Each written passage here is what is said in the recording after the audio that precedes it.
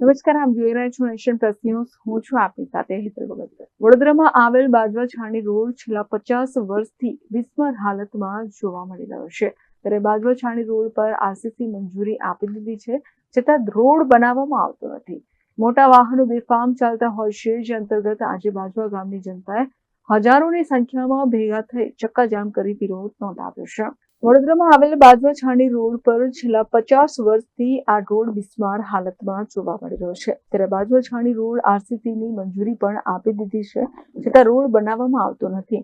મોટા વાહનો બેફામ ચાલતા હોય છે, ત્યારે આજે બાજવા ગામની જનતા હજારોની સંખ્યામાં ભેગા થઈ ચક્કાજામ કરી વિરોધ નોંધાવ્યો છે.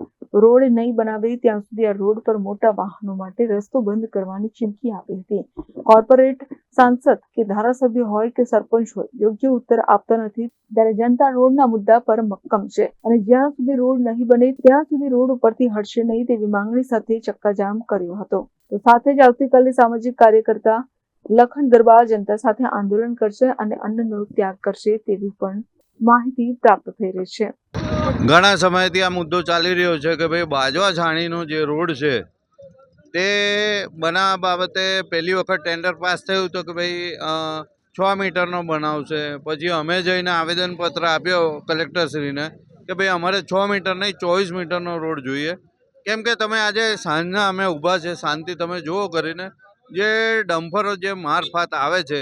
અહીંયા આગળ 3 પ્રાથમિક શાળાઓ છે, 2 હાઈસ્કૂલ છે. એ લોકો સવારે જે ડમ્ફરો જે રેસમાં નીકળે અને કાલે ઉઠીને કંઈક દુર્ઘટના થાય તો એનો જવાબદાર કોણ કરીને. અને આ જે પ્રદૂષણ અહીંયા આગળ જે થઈ રહ્યું છે, જીપ્સમની જે ગાડીઓ નીકળે છે તે 2 ફાર્મ નીકળે, જીપ્સમ ઠેલવાતા જાય છે. આનાથી અમને શ્વાસમાં તકલીફ થાય છે, આંખોમાં બળતરા થાય છે. નાના છોકરાઓનું જે આરોગ્ય છે તે પણ ખૂબ ખરાબ રીતે હાલત બહુ ખરાબ છે કરીને. અહીંથી જતા જે 2 સવારી જે ગાડીઓ જાય છે કરીને એમને પણ આ બાજુથી દબાઈ દે છે એ લોકો ડમ્પરવાળા. અને આના લીધે આગળ જતા 2 ફાર્મ અને એ લોકો અમે પૂછવામાં આવે કે ભાઈ તમે આવી રીતે કેમ ગાડી ચાલો, તો એ લોકોએ સીધું જવાબ આપી દે છે કે ભાઈ આ તમારે શું લેવા દેવા. અમારો તો પ્રશ્ન છે કે છેલ્લા 40 વર્ષથી અહીં આગળ રોડ નથી બન્યો તો આગળ શું થઈ રહ્યું છે. અને તમે જેમ જોઈ રહ્યા છો કે ભાઈ આજુબાજુના આખા દેશમાં બધે જગ્યાએ રોડ રસ્તાને બધું જ બને છે, તો અમારા ગામમાં કેમ નથી બનતું. અને આગળ જતાં સિટીનો વિસ્તાર આવે છે, સિટીમાં હેમાંગ જોશી સાહેબ જે અમારા એમપી છે એમને પણ અમે દરખાસ્ત કરેલી છે લેટર થ્રુ અને મૌખિક પણ, તોય આજ દિન સુધી એ લોકો જોવા આવ્યા નથી.